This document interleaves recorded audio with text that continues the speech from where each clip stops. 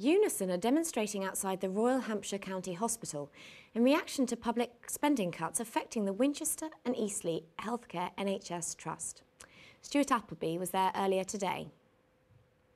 I'm joined by Steve Brazier, Head of Health for Unison South East. So Steve, tell me a bit about today, tell me a bit about the campaign here.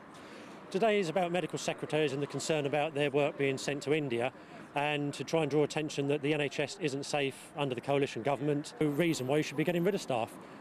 A statement from the Winchester and Eastleigh Healthcare NHS Trust said although they experienced a tough period financially, as well as other public authorities, they aim to achieve a £11 million saving target this year. They're also undertaking a review of efficiency savings, where a number of posts which are not needed will be lost, but the staff who have lost their jobs will have the opportunity to reapply at the next available opportunity. There's also an external resources review where there will be liaising between consultants and patients. Stuart Appleby, Winchester News Online. And now it's time for your sport with Tom Obcheski. Tom. Thanks, Claire. Well, Winchester City had to cross the Solent over to the Isle of Wight for their latest fixture, taking on East Cowes Victoria in the Sydenham's League Cup. Karen Purnell was there. City gained the upper hand over East Cowes Victoria last night with a goal from Zach Glasspool after only 5 minutes. After a tackle in the box, the Vics were awarded a penalty, which was saved by City goalkeeper Scott O'Rourke. Controversially, the referee ordered a retake, which Kieran Sainsbury tucked into the right-hand corner to equalise. Glasspool gave City the advantage once again with another goal just before half-time. Winchester's victory was secured when super sub Yavin Speaker scored with his first touch after coming on. Manager Guy Butters was pleased with his team's performance. All over the pitch, I thought, we've done really well. It's hard to come to sometimes when you come in the cup against, teams at a lower division than you. They always put up a fight, but, you've got to match them for the work rate, and we've done that today. Sometimes it's a bit of a slippery one, but, like I say, we more than matched them. For your performance and for your goals tonight, we've chosen you, Zach Glasspool, as our winner man of the match. Thank you very much. Cheers. It was a great set of results for our local teams in the Conference South this week. Basingstoke brushed aside Bromley 4-1. Wes Fogden scored 3 in Haventon Waterlooville's 5-1 demolition of Bishop Stortford. Elsewhere, Eastleigh recorded a 3-0 win over Dartford. Now, the Winchester Knights basketball team have a new coach this year, hoping to improve on last year's form. James Fraser caught up with him to see what his aspirations are for the new season.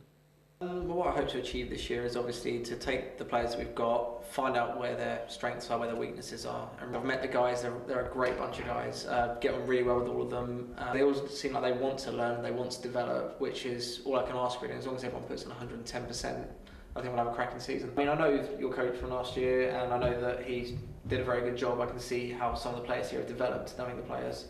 However, I feel there's a lot more work to be done. I've played and coached in the university leagues, which is my strength over what your previous coach was, just because obviously I know that it is a social thing as much as it is to be taken seriously, and I think I can get more out of the team because of that. In women's football, Izzy 40 rescued a point for Winchester as they drew 3-3 with table-topping Eastleigh. They were ahead inside 10 minutes and could have increased their lead, but 40 scuffed her penalty wide. Well, just before the break, she atoned for that error to make it 2-0. After half-time, Eastleigh scored 3 goals to go in front before 40 spared her team's blushes with a late equaliser. Now, that's all your sport for today. Let's head back to Claire. Thanks very much, Tom. Now, with a little celebrity news, the Bishop of Winchester has been awarded an honorary degree following his long-term involvement with the university. Michael Connolly reports. The Bishop of Winchester is one of the most important in the country, covering the majority of the Hampshire, East Dorset and Channel Islands area. The Right Reverend Michael Scott Joynt is receiving the degree after 15 years at the post. That's a really great honour. I think it'll be quite strange on Thursday to be kind of on the receiving end of this process and receiving a degree. But basically, it's a real honour that the university chooses to honour me, I suppose, after nearly 15 years as a governor, because I'm a governor. And I've been privileged to see the university through an astonishing period of change in a short time and huge achievement. The Bishop will receive the honorary degree on Thursday the 21st of October at Winchester Cathedral. Michael Connolly, Winchester News Online.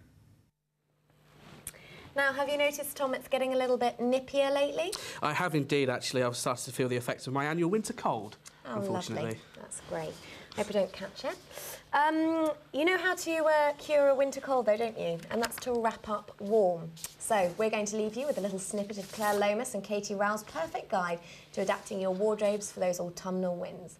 To see the whole feature and for more award-winning news and sport, don't forget to visit www.winol.co.uk. Until next week, bye-bye. Goodbye.